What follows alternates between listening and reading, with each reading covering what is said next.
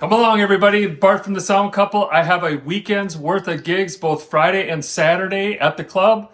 So let's get a twofer in. I'm going to bring you guys along. Tonight is a band I haven't worked with before. Tomorrow is a band that I technically have. But as I mentioned in the last club video, it's been many years since I've worked with some of these bands. So who knows what's changed or different. We don't keep a record or a log of bands. I had a club gig once where I had a system in, and I used to keep a clipboard. I wonder if that is still a thing or should be a thing. Anyway, we're all kind of there showing up and fending for ourselves. I think there's probably a scene on the board I can take a look at. But this is kind of leading into my call out to all these bands out there, especially in today's world where we're just so connected. Please, if you're going to have a website, put a stage plot in an input list. Now, I know I've heard it all, I've experienced it all, that the stage plots, the input lists never get updated.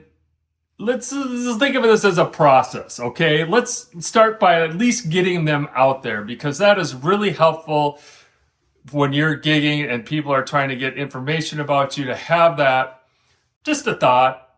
Maybe we can all start to agree on something and say, you know, bands, get your stage plots out there. Tomorrow, I've worked with this band. Technically, I don't really remember a lot, but at least I have an input list and I know one of the members. The other thing I wanted to mention, if I get time, depending on how long all this goes, I promise you I will take my bag here and I will just open it up and show you what's in it. I bring my laptop, so I got a backpack that I bring, and I bring my bag here. This is my safety blanket. This is like, I feel like this has got the stuff that I really need. If I didn't have it, I'd walk out here feeling naked. But it might be too much. I don't know, because there's a couple things in here that I'll grab, but for the most part, it stays zipped up. So I promise you, if this video from the gigs doesn't go very long, I will do, at the very end, I'm going to open this bag up and show you guys. I'd really love to hear your thoughts on what I got in here, if I'm just being way over the top, or if this is all good stuff and we're all going to go, wow, I wish I would have thought of bringing that. And I promise you, I will not go through it first. I'm going to do it real time, open it up, and show you what I got in here. I don't think I have anything that, no, it's all safe. But come along, everybody. We'll see you at the gig. I got to head out. It's a cold night out. We'll see if that impacts the crowd. It's like going to be below zero temperatures, and tomorrow is kind of the same. We might be talking a lot over the weekend. We'll see.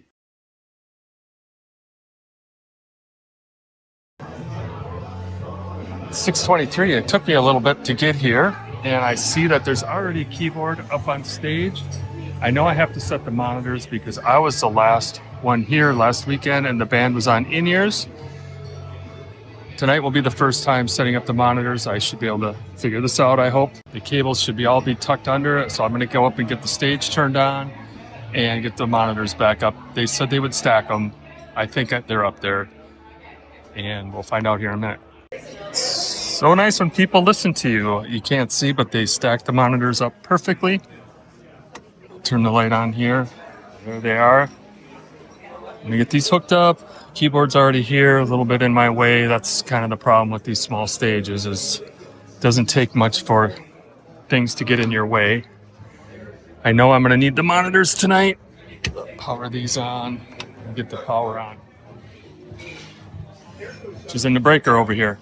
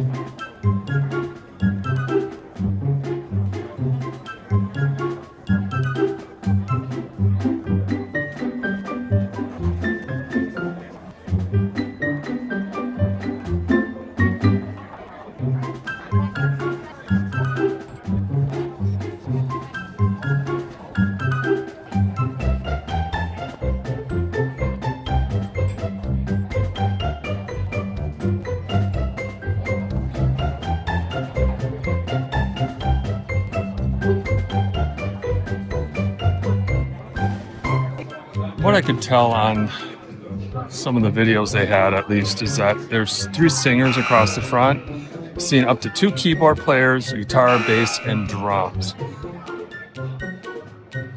Pretty safe wiring up the whips here, and it looked like they were using, well, I didn't see wireless mics, so I'm going to deduce that they use the house mics when they're here. Actually, that reminds me, I should go find their patch on the console. So maybe when I'm done here, I'm going to go up and look for that. And then, not saying that's going to be the same today, but at least kind of give me a better technical view into this band. The other thing I'm doing now is the drum snake here works better out of that far box over there. So I'm going to patch the drum snake through that, and then I gotta find it first. It's here. Oh, it's right over here. But I'm gonna patch that in just the first 6 channels, and then I'm gonna head up front and see if I can recall another scene from another sound guy.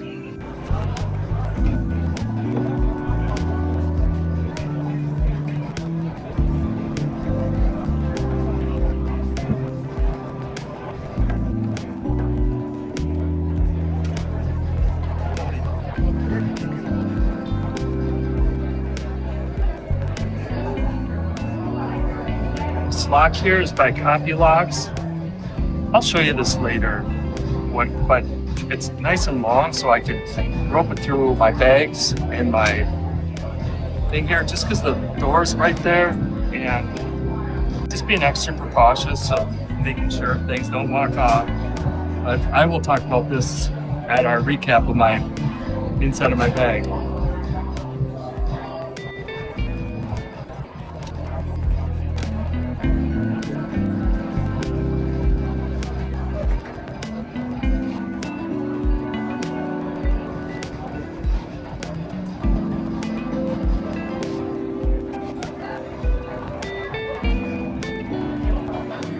I'm gonna look for a scene with their name on it, see what we come up with.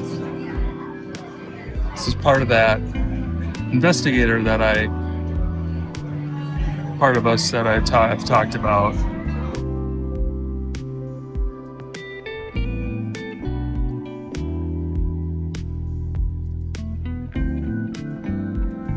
Oh, here we go. Let's see what we got here. Kick, snare, hi-hat. Well, I don't see any toms. Maybe they're on a different layer. Here we go. They were on layer 2. And there's a reason for that, and I'm going to explain that too, if I remember. Not for me, though, because I'm running digital. There is an analog snake, so if that is any clue to why somebody would split out the toms, you guys can think about that. So bass key, I did see that. I saw them play a song where the bass was on the stand, and oh, there's a drummer here, so that's a good first sign, start. Guitar, then another keys. Looks like there's a pad, drum box. So the 3 vocals across the front. Looks like they added that for the drums and that. So it looks like, oh, 4 toms, maybe that's just a template there too. He's here, I can ask him what he's got. It's kind of what I was expecting, so I'll go up there and introduce myself, and then so hopefully get more details from him.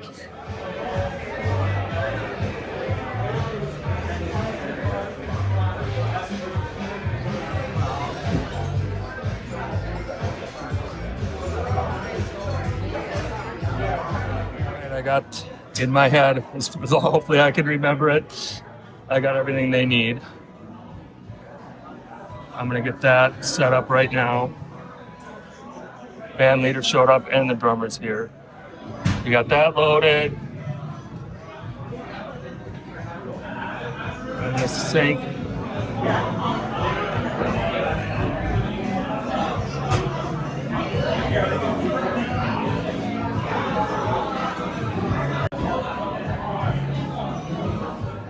Two toms, copy, paste.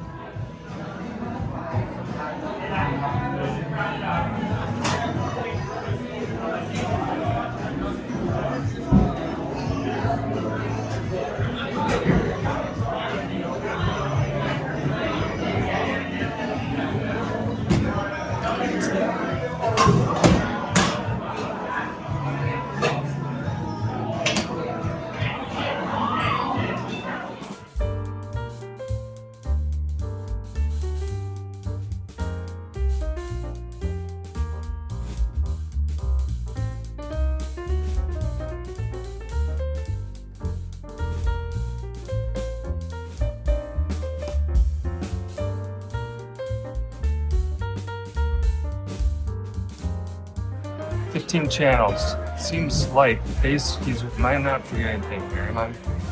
No, I'm not. We'll see if I am. Now what we'll do is we'll save this.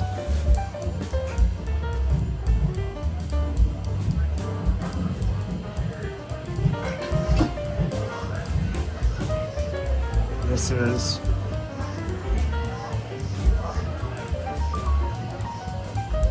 front of house. Okay.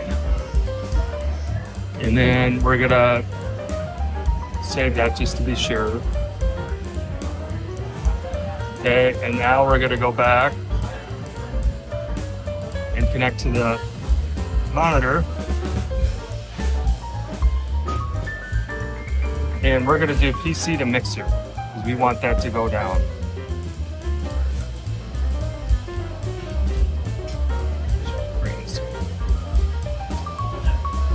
Okay, and there, it should be there. Set my mute groups. One, I could do this on the board. I might switch over and do this stuff on the board. The other thing I need to do is I need to go into my setup, set my clock. This is a Bart thing, right? Split my gain and set my port to E. So now these should all be trimmed.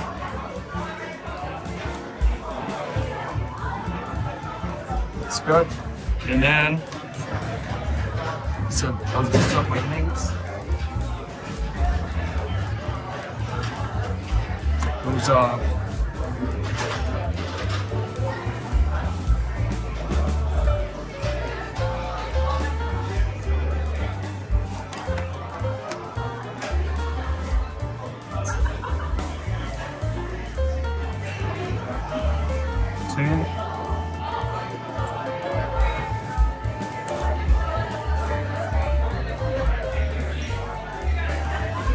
That's set.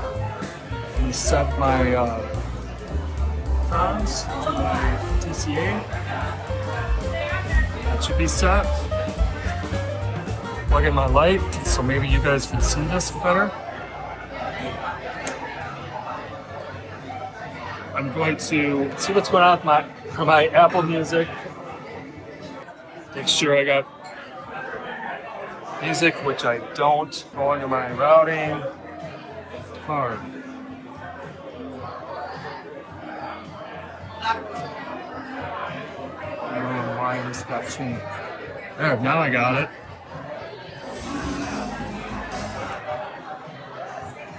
Okay, there we go. Some more troubleshooting. I don't know.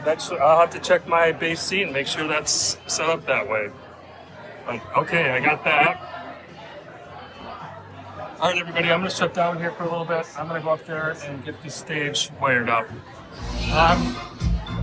I'm waiting on the band, and that was not as smooth as sound check as I would have liked. There was a lot of commotion going on. I'll discuss that later, but I'm ready to go. It's 8:34. Just I let the drummer know it's time.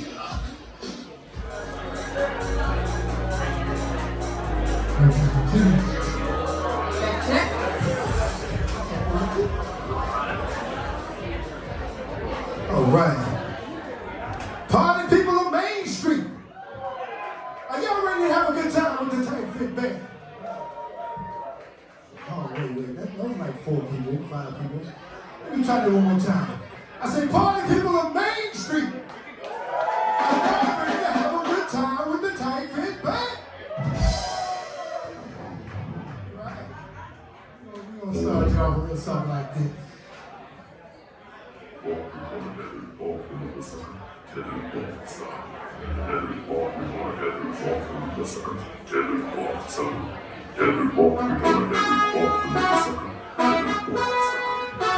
Old school folk aficionados.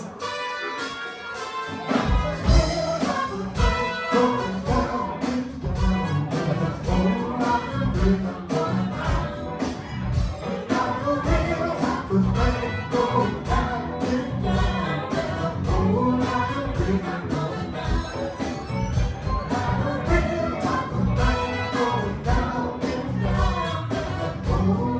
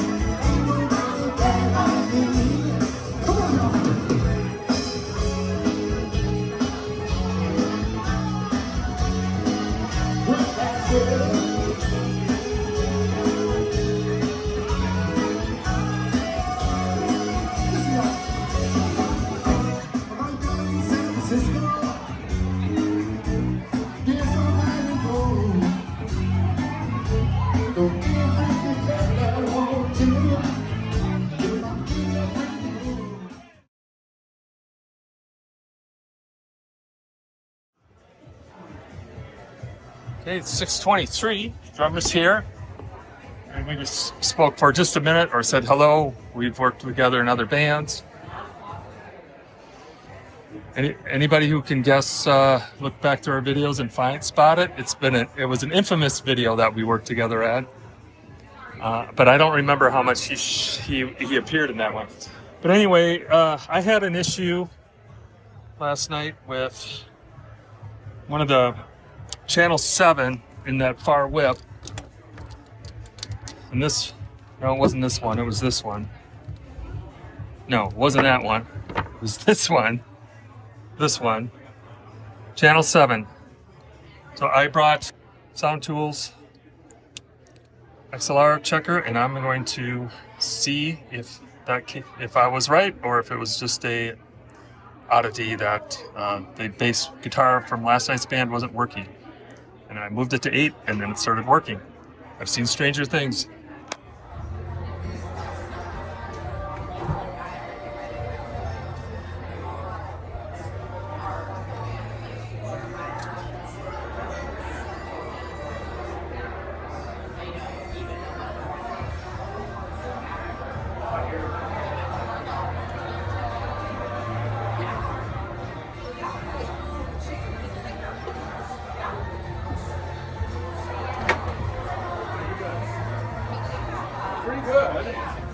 Just got to test the channel here on the drum whip. 7.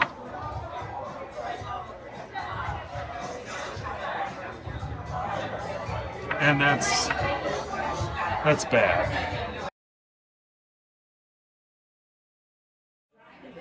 Well, as time goes on, things change, and so is this band. I'm gonna go through, talk to the drummer, and I got a bunch of changes I need to make for him specifically. Well, I'm just gonna modify what I have and see what I end up here with. Kick snare hats, paste the tom, and then he's got floor tom, and if I'm lucky I won't have to move much around this, or create space I should say. He wants overheads, so we're gonna go copy that since I think I did. So we'll go pick snare hat, tom 1, and then floor tom. And he has no pad. Yeah, he wants overheads. I don't think I have, because we typically don't put overheads in here. So I go to the board, to the console. Give me just a second. For channel 8, I'm going to look for an overhead. Hit switch. Cool. Here's my overhead. Copy that. Paste it. And we'll do this based on feedback from you all. As far as I'm looking at it, overhead left, overhead right. Okay. Man, I get so involved, that's okay. So what I'll do is I'll copy this. I screwed out. I really screwed out. Well, if we'll get back on track here. So we got that. Copy that. It'll be interesting to go back and see how I did this, how I messed that up so bad. Because I got to get the base in here. We'll have to just load our default for that. So load preset, guitars, bass. The guitar center is the acoustic player, so I think what I'm going to do is copy that one over here.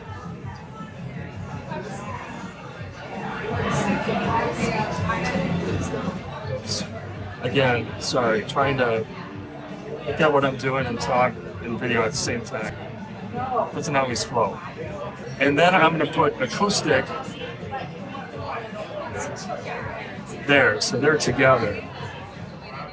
And then guitar right. You can stay there. Then I can just copy the vocal over. Yeah. Just the sticky top style, did you see it? Tried a couple last months. Oh, okay. I'll be up there in a minute. All good. So vocal left.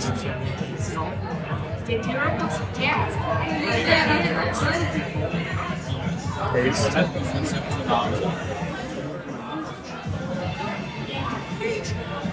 Vocal right.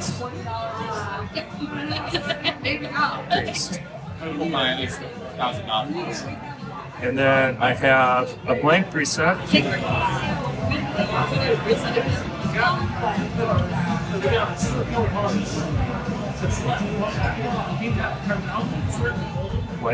Blank channel.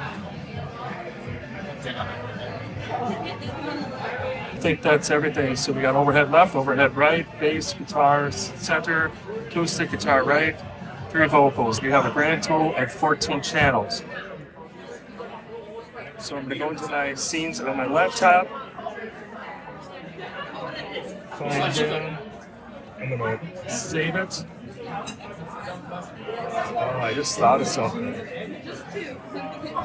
Here's a decision point. Do I want to go through that same work on the monitors, or do I just want to start over?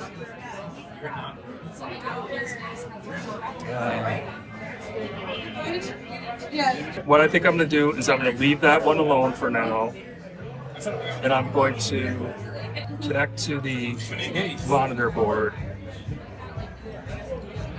I'm going to connect to the monitor board. See, I want to go PC to mixer. And I'm going to start over for now, and then at least I have it, but I think with these guys it'll be pretty quick just to get the monitor board back up and just set the monitors from scratch. Which, yeah, enough has changed. I'm going to switch this back now that I got my scene set. Connect. And he said he didn't have power up there, so I'll get my tablets going here and then head up to the stage and start wiring up. And I'm also going to bring some tape up and tape off that channel 7 that's bad, just so, I don't know, I don't forget or somebody else can see that it's bad.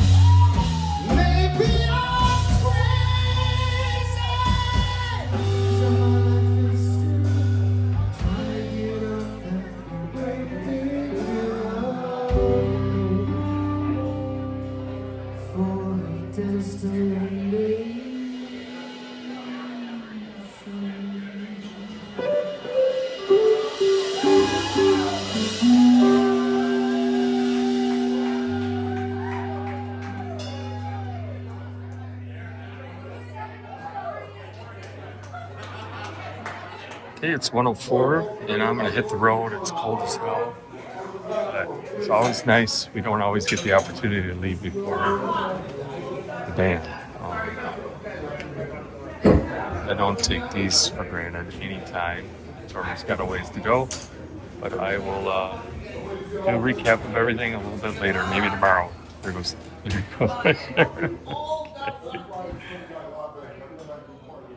Oh boy. Isn't life a journey? That's for sure. Well, as promised, let's go through Bart's bag. Just remember that this comes to all of our production gigs as well. Well, this is where I'm going to ask you guys, should I consider getting a different bag or just foregoing this just for the club work? Let's open up my dirty laundry and let's see what Bart has in his bag. I just took it out of the car from last night. We have board tape. We have Gorilla tape. We got an RCA cable. We have zip ties. Tell me if any of this is not worth the time. My Sound Tools XLR cable tester. That came in handy last night. More tape. Sharpies. Various connectors and adapters. This is a battery-powered Phantom adapter. We don't have Phantom power available. I don't think I've ever used it. More tape. We got spare batteries. We got adapters for Speak-On and some 1/4 inch and other XLR adapters. That's kind of what was in the bag. Oh, this actually is Ethercon adapter. Okay, more pen and a couple miscellaneous adapters and an RCA to 1/4 inch. That takes care of that. Let's go to the front. I think so far this is all pretty good stuff. My dB meter, deodorant, a little first aid kit, some antacid, Tylenol, that's good. And then I have earplugs. That came in handy last night. Somebody asked me if I had earplugs, and we gotta just keep a little pouch of them here. Some more antacid stuff. And that is it in there. And then in this pocket, I have screwdriver and then this Mr. 7 Hands. This has been a really handy tool to have. I've shown you this many times. This is our power tester. And then, thanks to Stacy, she finally got me a little bit more organized, but I have bags of different connectors from XLR to 1/4 inch, female, male, female. Here's looks like an RCA to something. And now I'm just curious because I don't remember. Oh, yeah, it's an XLR to RCA.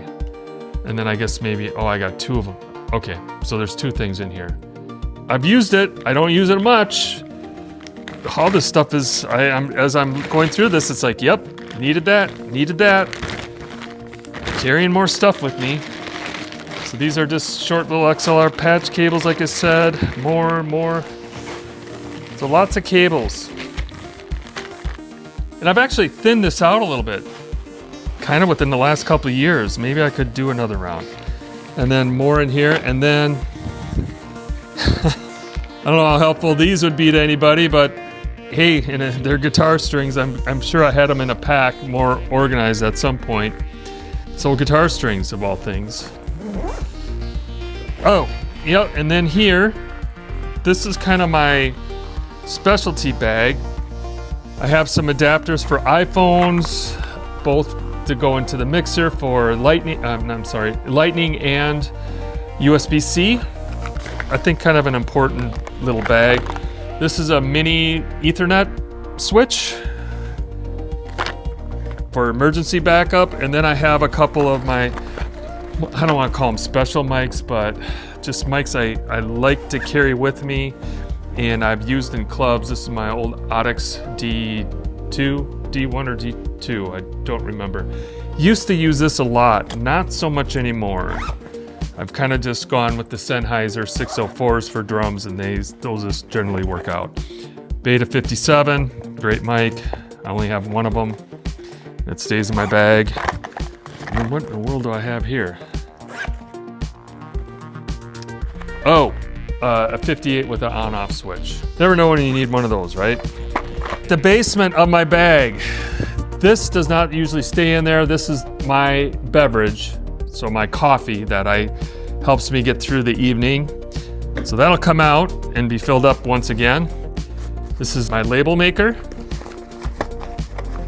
I just leave this in a bag because, hey, we'll be at gigs or whatever, and it's like, that's the perfect time to label if you need it. You'll never remember to do it outside of the gigs. This is, I believe, an RCA to XLR, a Horizon Signal Mate. I've had this for years. Use this for some of the AV gigs we do, that Peloton ride where people are riding their bikes all day and I gotta put their laptop into our system. This gets used. This is our infamous signal checker right here. We use this to run our signal checks with. We got tape, we got drumstick, got a couple more lamps, board lamps, our backup router, which we thankfully had with us. It was one of the recent New Year's Eve. We got a video on that. We got some shop rags, rain protection, spare power strip, few more drumsticks. This probably isn't needing to be in here anymore. Oh, geez, yeah, these are great. These are Sound Tools cat snakes. Guitar strap and power con to Edison. Oh, here's some more guitar strings. And I showed you these. That is about it. The other side of the Sound Tools looks like a short extension cord. That's what's in the bag. I'd love to know your thoughts. Is this all good things to carry with you to every gig, or should I consider either slimming some of this stuff down or maybe having a club bag instead where I don't need to bring all this stuff? I mean, the bag is not horrible, but it's kind of heavy. Let me know your thoughts. Well, there you have it, everybody. A weekend at the club. And what I realized, not only this weekend, but when we're doing these videos, is how much we all are processing at every gig. There's really no such thing as an easy gig. So for some of you that have been doing this for a long time, I don't think you even realize like how much troubleshooting, how many surprises are thrown at us. It's like we just get conditioned. And for those of you that are watching our videos because you're learning, we're always learning. Maybe you're newer to the profession. We're hoping that these videos are able to kind of help you see things that we see, so when you experience them, that you are able to navigate much better. I was thinking, oh, it's just a club weekend. There's not much going on. Well, I took some notes because there was actually a lot of things going on, and let's talk about them. I don't want to miss anything. Let's first of all talk about the band dynamics between on Friday and Saturday. What was interesting to me, and maybe this is kind of part of the club scene a little bit, yeah, maybe not, I don't know, but both bands turned sound checks into mini rehearsals. The curmudgeon sound guy in me wants to say, you know what? You guys show up to the gig, that time is over. The time that you're in the club, the time that we're getting ready for a show is not the time for rehearsal. And I do think that's true. However, I will cut a little bit of grace. But here's my niggle with this, is that the sound check is to get them comfortable on stage. It's for me to get things dialed in out front or just in the ballpark. And then I want to be done. And I feel like the people that are there are like, they're not sure what we're doing. I think maybe some of them know it's a sound check, but I want to shut it down. And meaning I want to turn the mains off or whatever. I mean, I'm done. I'm good, guys. But I feel like now I'm in this mixing mode because this has happened where people will come up and say, oh, I couldn't hear this. I couldn't. It's like, yeah, it was sound check, okay? I mean, we weren't here to entertain you, not yet at least. So anyway, not a huge fan of turning sound check into rehearsal, and I wanted to cut, and I was this close on one of the nights of saying, we're done. The other thing that was interesting between the two because they were completely different bands, and the band last night plays there a lot. Where, well, I learned later that the guitar player I think brought a new effects processor, and he needed a 1/4-inch cable, or he thought I would be providing the 1/4-inch. The Friday night was the drum pad. I believe, again, as that curmudgeon sound guy, that we are there to give you XLR, okay? You have to do, the musician needs to provide everything up to where we can interface with XLR, maybe with the exception of the DI, but that's kind of our interface to XLR. Again, the club had some in a drawer. I was digging, but it's like, I don't know if these work. You know, I'm sure they were just ones that the other bands have left behind. That was an interesting observation. Let's talk about each band on Friday night. First of all, the band on Friday night didn't have any set lists for themselves or for me. I talked about in the previous video about, hey, if we play what's something on break that you guys play, I don't have a set list. I don't feel responsible at that point. Going back to briefly the sound check turning into rehearsal, they kind of backed us up to start time. I still had the stage lights on, the work light on, and I inadvertently hit the wrong light switch. It's on a switch. And while this light switch that I hit was also feeding the backline power, it's for the neon lights that they have out in front of the building, it was also the backline power lights. And I had to get, that put my time up against the wall when they ran, and I had to get music going and everything, and I was in a hurry.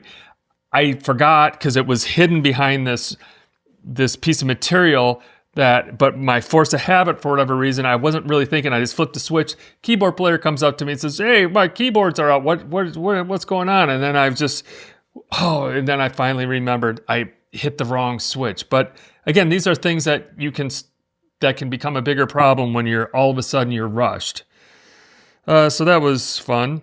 Oh, yeah. And then as far as I didn't have an input list or stage plot from them, so we're just kind of I was asking while they were there. And the one thing that they had was the lead singer had a percussion. He would go back and play his percussion pad in the back line, and he said he needed a percussion mic. Well, I assumed that it was for like a conga or something, that he had percussion. Well, no, it was a percussion vocal mic. Well, not a big deal, but I was adding instruments, so that was another change I needed to account for. So just making sure that we're trying to stay as clear as we can about this stuff, but that was just not going to happen that night. And so that's it for Friday. So let's go move to Saturday. I ran sound for these guys a while ago. Of course, like every band, things always change. That kind of just put me into like almost starting over. And where I went wrong, and I think I made the comment there, is like, well, should I make these changes to my monitor template, or should I just push the front of house and just start monitors over since so much was different? And that's what I decided to do. Where that tripped me up is when I started dialing in monitors or checking the monitors, and there was nothing coming out of them. And I'm like, oh crap, what's going on? And I'm always thinking in my head, oh, my routing or my board assignments are wrong or whatever, configuration.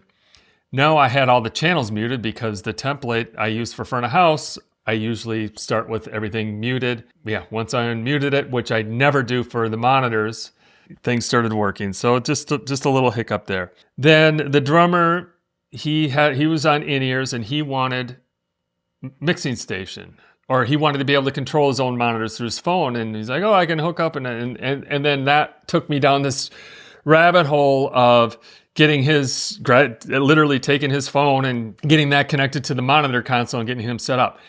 And I was just about ready to say, we're done here, because dealing with somebody else's technology, and then it's the clubs. But I hung in there for a little bit because I knew it was that trade-off. I knew once I got him connected, he was going to be good. He didn't need me to dial in. So there was a little bit of an investment of time up front, but come sound check and everything else, he was on his own. He was happy. I think it was a good trade-off. But again, not something I was prepared to do. And it took probably, at least 5 minutes or so to get his device hooked up. Let's talk about the system for a second. On Friday, I had a situation where when I think I showed that too, where for some reason my auxes that I play the USB through went back to their default, and I had to reassign the inputs to inputs 1 and 2 so it would go through the MacBook again. I don't know why that happened. Channel 7 on one of the sub-snakes decided not to work, and then I also discovered that not all the channels on the drum whip were labeled, and that threw me off a little bit more on Saturday. I've talked to the system tech today and let him know of those 2 issues. He said he was going to be out there to address those. Then I just wanted to conclude some of the system talk. Lots of good discussions on the first video, and one of the things that came up is, well, why do we have 2 consoles? I'm one of these have converted. Back in the analog days, converted meaning that I am comfortable mixing off of one mixer. Traditionally though, especially back to analog, it was more of a preferred luxury to have a dedicated monitor console. And that's kind of why the club is where they're at today. That's what they used to have there. First, they got the Behringer X32 out front. There was still a analog monitor desk. Eventually that was replaced with the compact. So there's still an analog split there. In fact, I think I'm the only one that's not using it. And that's why I had to kind of refamiliarize myself with the digital connection between the 2 mixers, because to me, that's more convenient than running the 2 boards separately. You know, to each their own. Yes, ultimately, we could run it off of one console. We could run it off the 2 that we are, either digital or analog. Bottom line is there's a lot of options, which actually is not a bad thing. It's just with that flexibility comes some complexity that people need to kind of find their sweet spot. So that leads me to the tablet. I commented on the first video that, oh geez, I feel like I got these tablets. I'm really settling in with those. I use my iPad for front of house mixing, and then I use my Surface Pro with X32 Edit to set all the monitors. And I got those 2 sitting out in front of the stage. It is really difficult, especially on that stage that's so small, to be tethered back to it and go, hey, what, you know, I mean, I know I've done it. I know guys do it. For me, it's just not the way I like to work anymore. And so therefore the tablets are just such a better solution. It's getting much more smoother for me. Let's talk about club survival mixing techniques. I have here loud monitors and amps, which I had both nights. You can't try to overcome the stage volume with your front of house mix. You can't mix over the stage. If you do, you're gonna blow the people out of that room. And that is not our objective, is to blow the people out of the room. Ideally, the bands would be giving you everything you need as far as not too much volume and everything, but you're probably not going to experience that as often as you wish.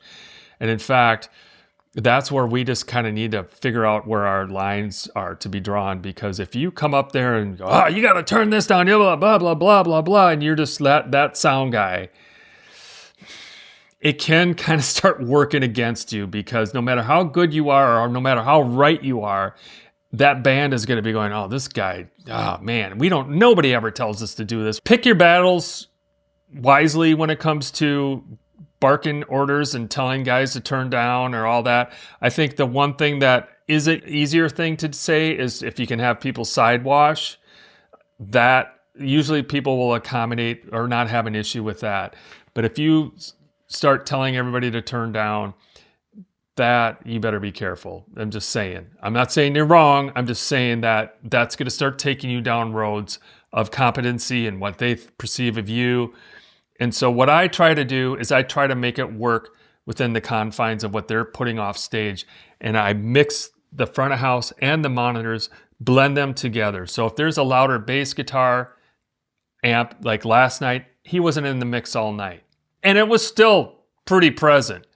But you know what? It worked overall. It wasn't enough for me to go up and say, dude, you gotta turn it down.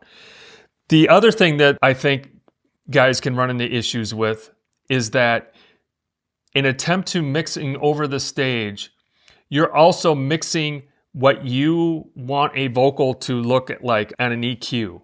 And my suggestion to you is don't do what you think it needs to look like. do what sounds good. What I see what happens with loud monitors and with vocalists, there's that wash, there's that monitor wash. And it's kind of that low mid frequency wash where the monitors are, it's not real intelligible, but especially for male vocalists, it can accentuate that woo, woo, woo, woo. You want to notch that out of your mains and then blend those frequencies together instead of trying to mix over that frequency. That's been a really successful technique. Is it potential the vocal might sound a little bit different in the room depending on where people are? Yes. Also, now you're balancing that vocal better. And most importantly, you're not ripping the heads off of everybody trying to get that vocal over the monitor. You're actually bridging them. You're bringing them together. Symbiotic. Is that the right word? So yeah, blending your front of house in with that monitor wash is a technique that I've perfected over the years. And I had to do that last night, especially in a more empty room where that monitor is just, I could just hear that sucker just flying off the stage. And out front, the vocal was just really, really boxy sounding. So I chunked those frequencies out, cleaned up the vocal, and it was good the rest of the night. So taking what's coming off the stage and blending that into your front of house mix is a technique I've used and have had a lot of success with.